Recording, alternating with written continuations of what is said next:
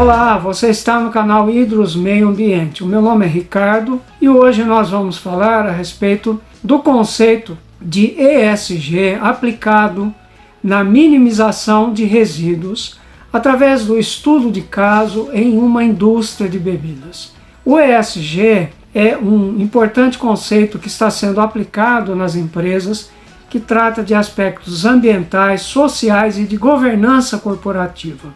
Neste estudo, nós veremos como foi feita a gestão ambiental através da minimização de resíduos dentro de uma cervejaria.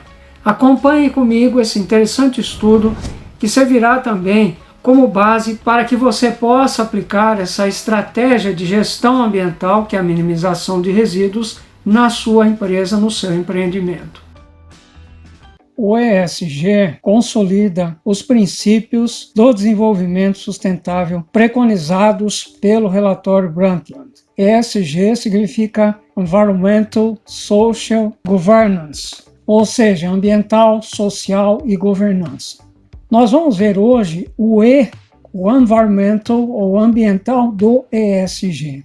Os principais desafios na esfera ambiental envolvem as mudanças climáticas, a questão de restrição dos recursos hídricos, o aumento da poluição ambiental e a perda da biodiversidade. Não somente isso, mas esses são os principais desafios, para os quais são esperadas atitudes que visam combater esses desafios que encontramos na esfera ambiental, ou seja, no E do ESG.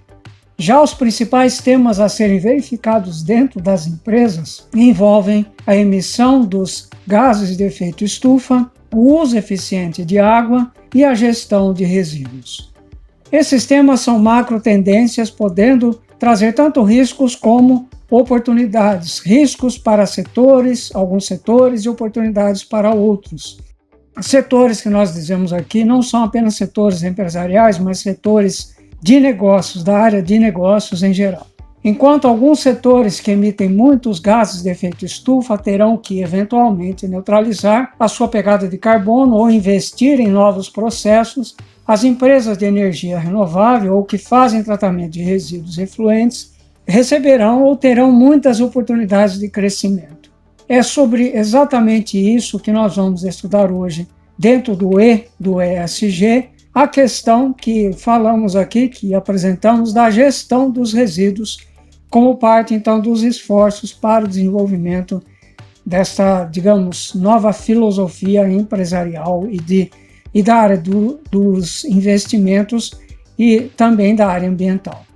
O estudo de caso que nós veremos é envolvendo a minimização de resíduos em uma indústria de bebidas, ou seja, uma cervejaria. Nós começamos aqui com um comentário que foi desenvolvido ao longo do estudo. Esse estudo está baseado exatamente em um artigo científico que foi escrito para a revista Engenharia Sanitária e Ambiental de 2003. Nesse momento, então, este artigo já apontava para princípios do ESG quando nem se falava, não havia sequer o pensamento da materialização da ideia do ESG no dia a dia das empresas. Então esse pensamento diz o seguinte: com a questão ambiental ganhando importância cada vez maior, naquela época e também hoje, e isso na cultura das empresas, esta questão deixa de ser vista como resultado ou consequência, incorporando-se então a análise e planejamento também do processo produtivo, promovendo uma certa internalização do conceito dentro da empresa e fora dela também, como um item diferenciador em termos de competitividade entre as empresas, quando adotado então esses princípios. A minimização de resíduos, ela é uma forma de controle da poluição industrial, portanto, permitindo a geração de ganhos de capital onde antes havia apenas despesas, fazendo também com que se facilitasse o caminho para o desenvolvimento sustentável, sendo aplicado na prática no dia a dia das empresas e utilizando como alternativas sugeridas, neste caso especificamente da cervejaria, boas práticas de fabricação, alterações de processo e também reciclagem e reuso de materiais. A questão ambiental, então, deixa de ser vista apenas sob a ótica da lei, que tem que ser necessariamente cumprida, sob a ótica do controle, da punição ou das ações estanques e isoladas no ambiente empresarial. Deixa de ser tudo isso para se tornar uma nova atitude de gestão empresarial, gestão ambiental e empresarial unidas, uma nova gestão dinâmica e competitiva, como exige o nosso mundo hoje, e também socialmente responsável. Lembrando, mais uma vez, o tripé do desenvolvimento sustentável, como ambiental, social e econômico. A metodologia da minimização de resíduos implica na aplicação contínua de uma estratégia tanto econômica, como ambiental, como tecnológica, integrada aos processos e produtos. Ou seja, aqui nós vemos uma visão ambiental trafegando para uma visão empresarial de processos e produtos e vice-versa, uma se interconectando com a outra, para que se aumente a eficiência no uso das matérias-primas, no uso da água e no uso da energia, através, em primeiro lugar, da não geração e depois da minimização ou da reciclagem dos resíduos gerados em todos os setores produtivos. Falamos então de dois conceitos antagônicos. O primeiro deles é o controle de end of pipe, ou fim de tubo, versus o conceito de prevenção à poluição, ou P2. O conceito de controle de end of pipe, ele captura o poluente depois que é formado, depois da sua formação, mas antes de ser lançado no meio ambiente.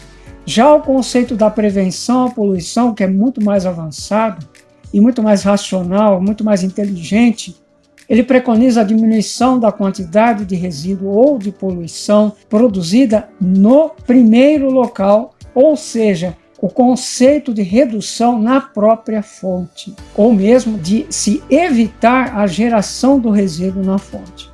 O conceito de prevenção à poluição, ou P2, também é realizado ou é praticado pela conservação dos recursos ou pelo aumento da eficiência de uso de matérias-primas, como energia, como água e como outros recursos disponíveis. Ainda, ele diz que se usa menos energia ou usar menos energia significa a conservação dos combustíveis e, ao mesmo tempo, a minimização da emissão de poluentes, que seria o resultado natural da produção e do uso das energias. Isso não acontece, então, nesse conceito P2. E aqui nós vemos exatamente isso. Este fluxo que nós já analisamos em outros vídeos, e você verá aqui no canal Ídolos Meio Ambiente, você poderá ver, ele frisa, ele assinala que o melhor é não gerar o resíduo. Através do quê? De que ações? De modificações de processo, através do uso de tecnologias limpas, da substituição de matérias-primas, se necessário, e também de insumos. E depois nós temos os passos possíveis que são cada vez menos desejáveis, mas mesmo assim caminham numa escala de prioridades no gerenciamento dos resíduos a serem gerados num determinado processo. A saber, a minimização, quando você não pode prevenir a geração, o reaproveitamento, quando você não pode minimizar a geração, o tratamento, quando você não pode reaproveitar, e a disposição final, quando você não pode nem tratar, nem reaproveitar, nem minimizar e nem prevenir totalmente a geração desse resíduo. Então, há uma inversão de papéis, uma inversão de conceitos, fazendo com que, da disposição, você parta diretamente para a prevenção da geração, ou, como no caso aqui do nosso estudo de caso, ao menos a minimização, que já se demonstra bastante efetiva como medida de controle ambiental, de proteção ambiental, praticada neste caso também na indústria de bebidas e numa cervejaria.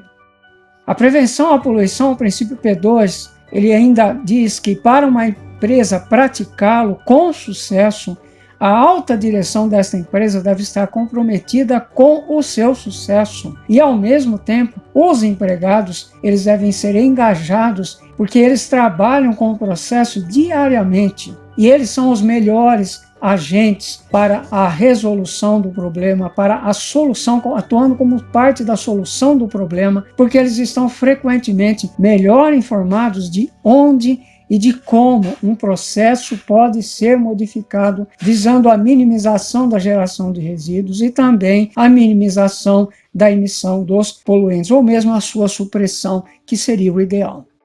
A metodologia, então, para o processo ou o sistema ou a prática de minimização de resíduos, como queira chamar, foi adaptada neste estudo de dois autores, Crittenden e Kolakowski, com as etapas seguintes. Primeira delas, a necessidade reconhecida da minimização de resíduos. E aqui entra o fator que nós vimos no slide anterior da conscientização. Em primeiro lugar, da alta direção e a seguir de todo o corpo de colaboradores que estão atuando na empresa. Segundo, uma etapa de planejamento e organização. Terceiro, uma fase de avaliação. Quarto, a posição preliminar das opções práticas de minimização, que são então definidas preliminarmente. Quinto, uma fase de análise de viabilidade tanto técnica como econômica. Sexto, a produção de um relatório desta avaliação. Sétimo, um feedback de informações, ou seja, uma troca de informações entre os vários atores envolvidos.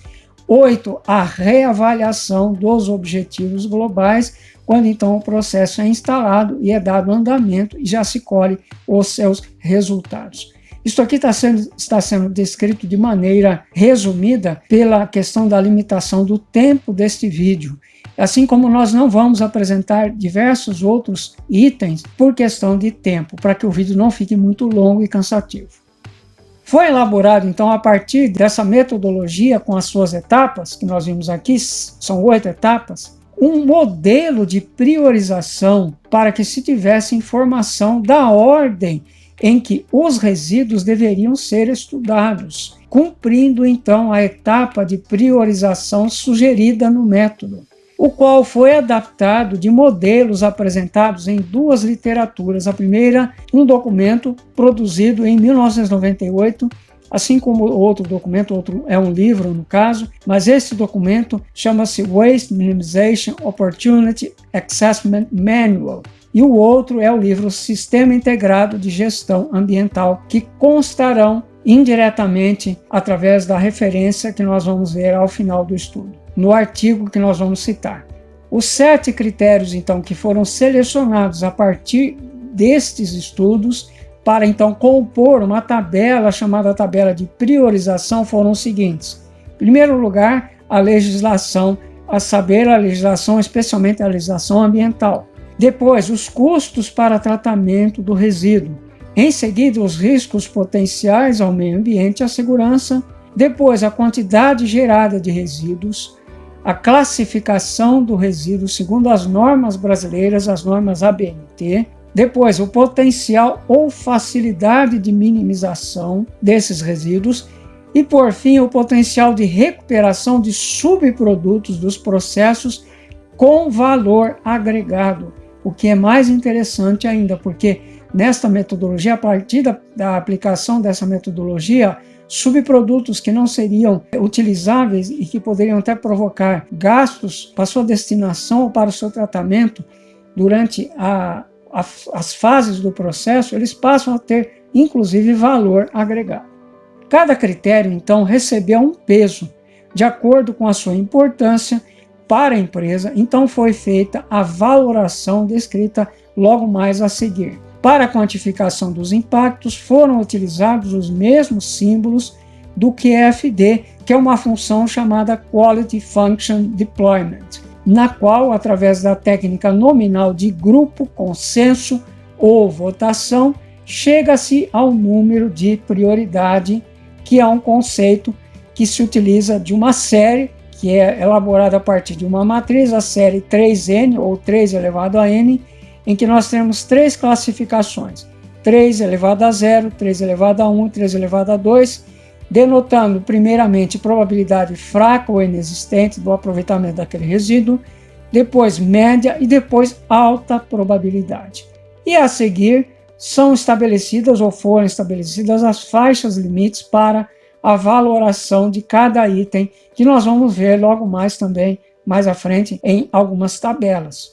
A legislação, é bom, ainda antes de nós vermos essas tabelas, frisar que a legislação e a classificação do resíduo, estudo envolvendo a parte ambiental, tiveram muita importância nesta priorização da escala de utilização dos resíduos, como esperado, de acordo com os objetivos estabelecidos pela empresa, no caso a cervejaria, e para o atendimento integral por parte da empresa a essa legislação ambiental. Foi ainda considerado, e isso é muito importante, o princípio de responsabilidade permanente que o gerador de um resíduo tem pelos resíduos gerados, independentemente da forma de disposição dos mesmos ou mesmo de tratamento, buscando sempre evitar a criação de passivos ambientais que, por exemplo, no caso de uma cervejaria, tem grande facilidade de geração de passivos ambientais que devem ser evitados a todo custo. Sempre, é claro, de maneira ética, de maneira a respeitar a legislação, de maneira a privilegiar a segurança, tanto ambiental como também dos trabalhadores. Então, nós vemos aqui nessa tabela os resíduos que foram estudados. Os itens de 1 a 12 são 12 resíduos que foram avaliados para, então, se aplicar a técnica de minimização nesta indústria de bebidas. O primeiro deles, ao qual foi dado prioridade, é o efluente industrial líquido, cujo custo está aqui delimitado com também a sua quantidade em quilos de 883.349.000 quilos, ou 883.349 toneladas, sendo então que nós temos a classe desses resíduos. A classe aqui é, como eu disse no início dos nossos slides, deste estudo, a classe aqui é estabelecida ou foi estabelecida com base nas normas ABNT. Classe 1 sendo resíduo perigoso, classe 2 sendo resíduo não inerte, mas também não perigoso, um resíduo que é reativo, mas não é perigoso, e a classe 3, os resíduos inertes e não perigosos. Isso você poderá consultar através da própria norma, se você tiver acesso a essas normas, você pode então consultar maiores detalhes. Eu aqui estou simplificando a denominação de cada tipo de resíduo, classe 1, classe 2 e classe 3. Mas o primeiro deles, então, foi o efluente industrial líquido. O segundo, a levedura, que é usada no processo de cervejaria, com este custo anual R$ 7.308 e uma geração de 4.152.390 quilos anual. Todos esses dados, fazendo aqui uma observação, esses dados foram dados do estudo e eles são dados a partir de 1998, 1999, até o momento em que o estudo foi publicado, que foi em 2003. Portanto, eles carecem, se você assim desejar, de atualização, por exemplo, através da conversão ao dólar ou outra forma de conversão que você desejar. O terceiro, voltando aqui, o terceiro resíduo é o lodo da Estação de Tratamento de Despejos Industriais, que é ETDI, com um custo anual de R$ 298.568 e uma geração de 1.612.000, aproximadamente 1.612.000 quilos anuais, com classe 1, portanto considerado resíduo perigoso. Aqui nós temos então o resíduo não inerte e não perigoso para o efluente industrial líquido e para a levedura. O quarto resíduo são os materiais recicláveis. Nós temos esses números, 52.318, e também uma quantidade de 2 milhões de quilos aproximada de resíduo classe 3, uma quantidade anual com custo anual também. O resíduo de trube é um resíduo decorrente do processamento da cerveja, que é baseado em trube quente e trube frio, que são micropartículas que são geradas no processamento e que devem, conforme a natureza deste processo, a natureza também do produto resultante da cervejaria, serem removidos do produto final para que não causem efeitos indesejáveis, como, por exemplo, alteração do paladar e outros.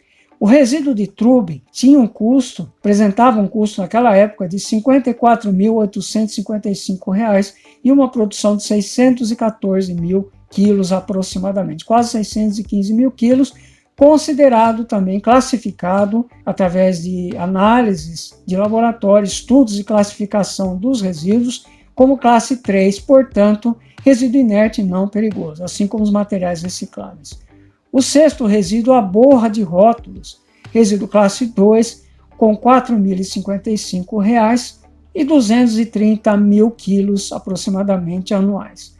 O sétimo resíduo, terra de atomácia, com R$ 30 mil e 2 milhões de quilos, sendo classe 2. Os resíduos da Videojet, que é uma máquina que é utilizada no processamento, ao longo do processamento da cervejaria, com um custo de R$ 27, portanto um custo bem baixo, uma produção também bastante baixa, de 70 quilos, porque esses resíduos eram basicamente resíduos de tinta, no caso desta máquina, e também de embalagens, que eram resultantes da aplicação desta tinta no processo, notadamente para as embalagens do processo de cervejaria. Resíduo classe 1, porém, e que denota, portanto, uma destinação especial para um aterro, classe especial, um aterro de resíduo perigoso, como é o caso também do lodo da ITDI. O nono resíduo, gás metano, com um custo não estimado, porque ele não era processado, mas com uma quantidade de 190 milhões de litros anuais. O décimo resíduo, bagaço das peneiras, com custo de R$ 1.560 anuais e com 260 mil quilos de produção, resíduo classe 2.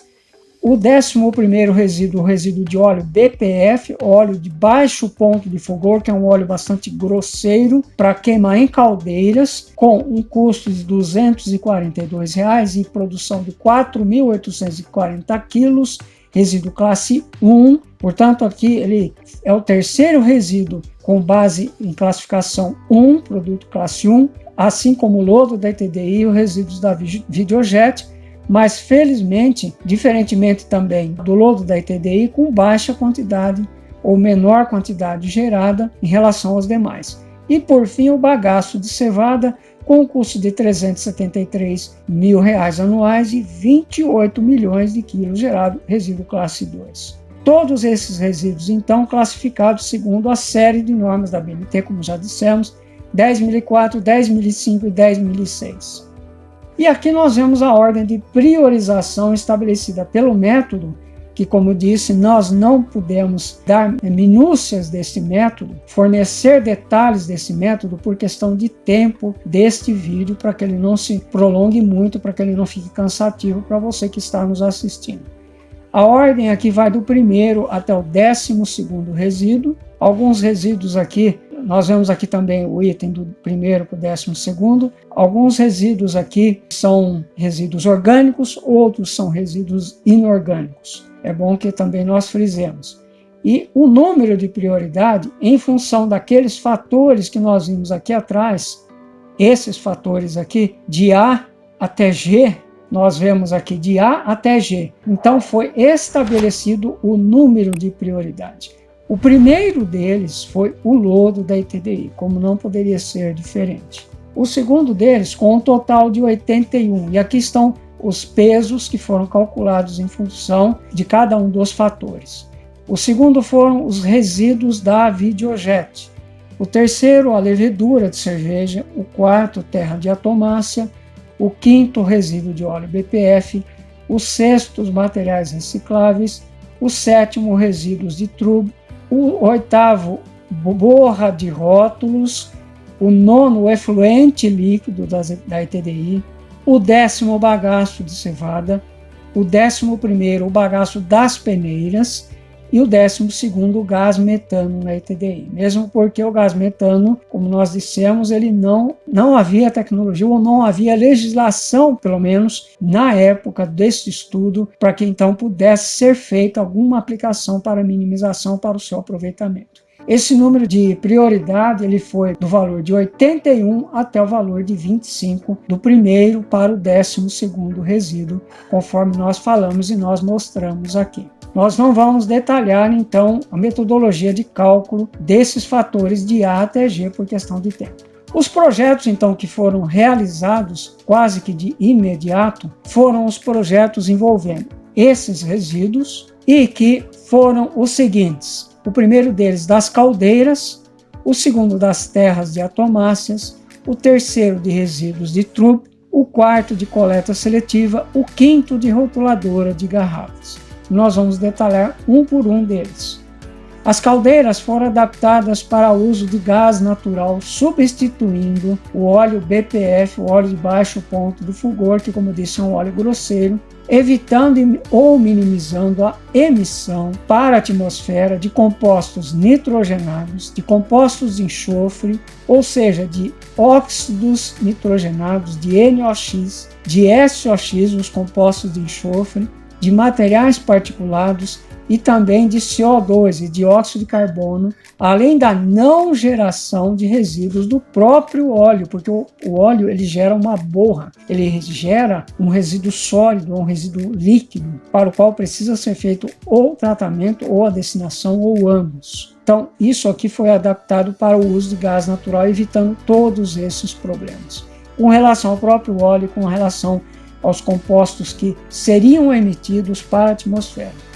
O segundo resíduo, a terra de atomácea, foi usada para a irrigação do gramado, como uma das alternativas propostas para a minimização dos resíduos, com uma recuperação significativa do jardim e sem problemas também quanto à proliferação de insetos ou emanação de odores. O terceiro, que era o resíduo de trube, continua sendo tratado na ETDI, mas o projeto era para armazená-lo, naquele momento seria para armazená-lo em um tanque e depois vendê-lo para ração animal, e sendo incorporado então esse projeto ao planejamento da manutenção. A coleta seletiva foi estendida de uma parte desta fábrica para todos os escritórios, para todas as unidades, gerando retorno financeiro para a empresa e evitando então que esses materiais fossem destinados para aterro, criando inclusive um passivo ambiental. Já os rótulos provenientes das rotuladoras de garrafas passaram a ser misturados à borra dos rótulos na saída da lavadora de garrafas. Isso aqui são boas práticas de fabricação. Foram unidos dois tipos de borra, ou dois tipos de rótulos, dois tipos de resíduos, e eliminando-se então a preocupação quanto à saída de rótulos inteiros da fábrica e gerando ainda a receita proveniente da comercialização destes materiais.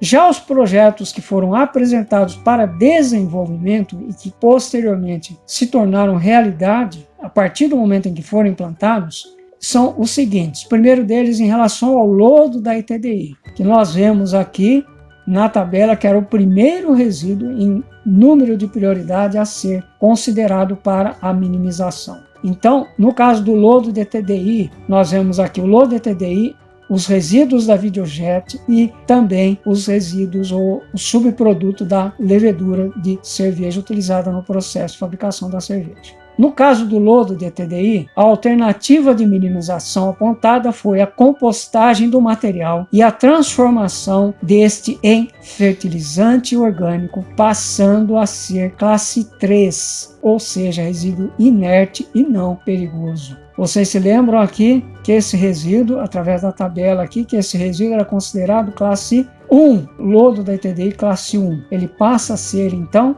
classe 3, ou seja, é um grande ganho passar um resíduo de classe 1 perigoso e reativo ou bastante ativo no meio ambiente para um resíduo inerte e não perigoso classe 3. Ele apresentou ainda excelente aplicabilidade para os seus fins. E nós vemos então como fator principal de sucesso aqui neste lodo de TDI a transformação de um resíduo classe 1 que requeria destino especial de alto custo para um aterro de alto custo de disposição para um resíduo classe 3 com valor agregado e também com alta procura no mercado, porque você tem o resíduo transformado através de compostagem em um fertilizante orgânico que tem alta demanda no mercado. Analisando a sua viabilidade econômica, nós vemos que o custo do projeto, que foi aprovado inclusive, era de R$156 mil à época, aproximadamente 156 mil. O custo mensal de destinação e aterro seria de quase R$25 mil. Já o tempo de retorno do investimento seria de apenas 6,3 meses, com um tempo também baixo de construção da planta de 4 meses. Portanto, um projeto bastante interessante, bastante rentável. Já os resíduos da Videojet, que é uma máquina, essa máquina era para que fosse então feito um processo de minimização dos resíduos desta máquina, ela passou por um processo de ajuste dos seus sensores, ajuste da dosagem de tinta, o que reduziu quase que completamente a perda dessa tinta na reposição dos frascos, porque havia uma quantidade que permanecia nesses frascos, uma quantidade até significativa que foi drasticamente reduzida, reduzindo então a perda de tinta. E já com os frascos livres de tinta, havia então a possibilidade de se destinar a um programa chamado Terra Limpa da Emater, que é uma empresa de apoio à indústria, que era uma empresa de apoio à indústria, uma empresa de apoio aos produtores também. E neste projeto da Emater chamado Terra Limpa, se recolhem embalagens de agrotóxicos dos produtores rurais e se destina para reciclagem na produção de conduítes elétricos, ou seja, se destinava à época, porque hoje nós não sabemos se esse programa continua vigente, mas este programa, esta atitude aqui tomada com relação aos resíduos da Videojet estava em análise quando foi lançado o estudo, em análise de viabilidade no momento do lançamento desse estudo, então, a publicação do estudo na revista Engenharia Sanitária e Ambiental. A viabilidade econômica é bastante interessante, porque o único custo da empresa seria o transporte desse material até um dos locais de coleta de embalagens, que se situava apenas 2 quilômetros da sede da empresa. Ocorreria então a transformação de um resíduo classe 1, requerendo também, como outro resíduo anterior do lodo da ITDI, uma destinação especial de alto custo, passando então para um produto com valor agregado. E o terceiro caso foi o caso da levedura de cerveja, no qual se realizava a secagem da levedura até cerca de 5% de umidade para agregar valor ao material, visando a sua comercialização na própria região do entorno da indústria para alimentação animal. A alternativa escolhida foi uma parceria com uma empresa externa para que pudesse ser feita essa secagem da levedura a cerca de 5% de umidade e o aproveitamento total do resíduo.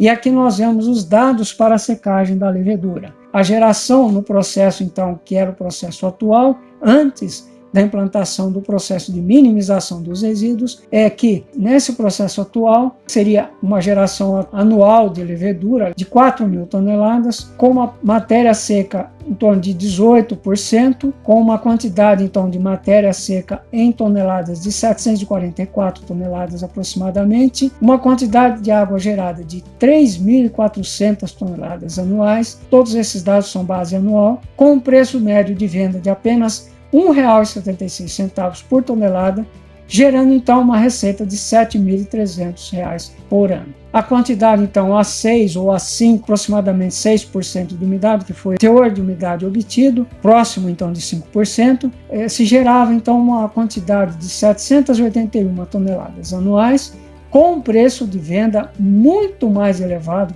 do que nós vemos aqui, um preço de venda de R$ 700 por tonelada, com uma receita anual de R$ 552 mil, para um custo do spray dryer, que foi o processo então eleito para a minimização do resíduo junto a essa parceria com a empresa externa, e com um tempo de retorno um pouco longo, sim, de 13 meses, porque o custo do spray dryer é um pouco elevado em relação quem sabe, a outros custos, um custo de R$ 618 mil, então um tempo de retorno de 13 meses, mas mesmo assim um tempo de retorno factível e também uma solução permanente para o problema de destinação da levedura, que é um dos resíduos mais produzidos deste processo de fabricação da cerveja.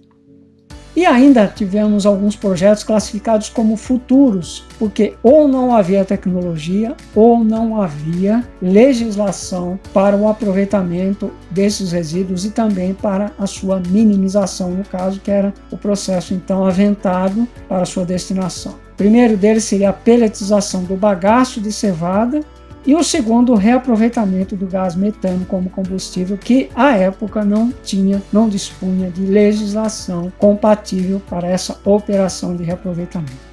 Concluímos então com o seguinte: os projetos de minimização apresentados, todos esses que nós vimos, evitaram a disposição anual de 6.500 toneladas de resíduo em aterros industriais. Lembrando que esses aterros industriais são aterros construídos e mantidos pela própria indústria, com seu próprio ônus, e que deixaram então de ser destinados para estes aterros.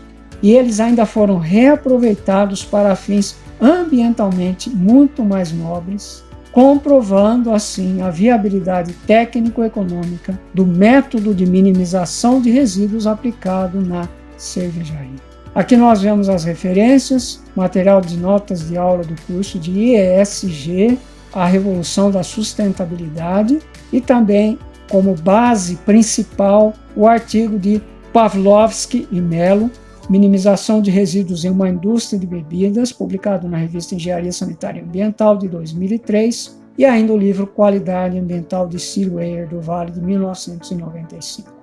Mais uma vez, eu agradeço você ter me acompanhado ao longo desse estudo. Faço o convite para que você permaneça no canal, que você se inscreva, que você curta, que você compartilhe, e convido você para o próximo vídeo. Até lá!